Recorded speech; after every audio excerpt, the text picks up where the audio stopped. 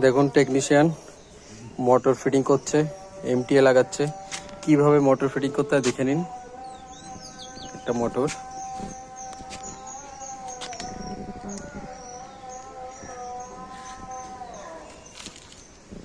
দেখো call fitting হয়ে গেছে, শাওয়ারও রেডি হয়ে গেছে।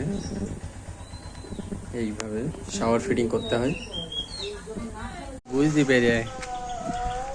এই যে শাওয়ার লাগানো হচ্ছে, খুব ফ্যান্সি শাওয়ার, ডিসন্স কোম্পানির, খুব সুন্দর। এ বহুত দিন চলে একবার লাগালে।